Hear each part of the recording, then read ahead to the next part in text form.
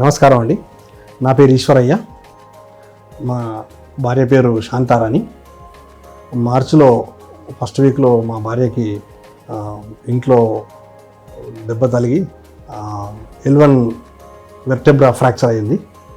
తెలిసిన వాళ్ళ ద్వారా కిమ్స్ హాస్పిటల్కి వచ్చాము. టెస్ట్లన్నీ చేసి వెరిఫై చేస్తే అది ఫ్రాక్చర్ అయింది. దానికి రాడ్ వేసి ఆపరేషన్ చేయాలని చెప్పేసి డాక్టర్ సుజిత్ కుమార్ గారు కిమ్స్ హాస్పిటల్లో సూచించారు. మేము ఓకే అన్న తర్వాత 2 రోజుల్లో ఆపరేషన్ చేశారు. సక్సెస్ఫుల్ అయిపోయింది. మేము వచ్చే ముందు చాలా భయపడ్డాం. నా భార్యకి ఇట్లా అయిపోయింది, నడుముకి ఇట్లా అయిపోతే మరి బెడ్ రెడ్ అని ఉండాల్సి వస్తుందని చాలామంది అంటే మేము చాలా వేదనకు గురైన యాక్చువల్గా ఫ్యామిలీ అంతా ఇట్లా ఏమైపోతుందో అని చెప్పేసి భయపడేవాళ్ళం.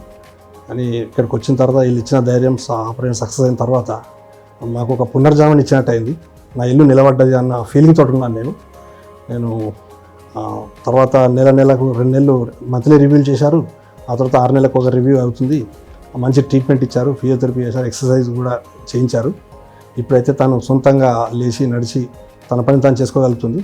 మేమందరం దాంతో చాలా తృప్తిగా ఉన్నాం.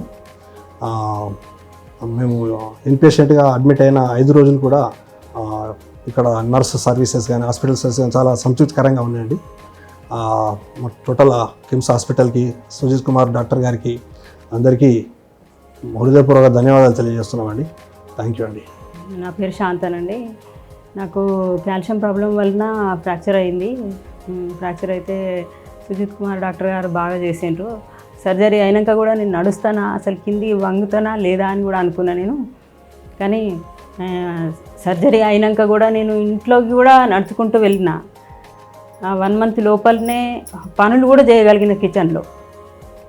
ఇప్పుడు 6 మంత్స్ అయింది. బాగున్నది, అంతా బాగుంది.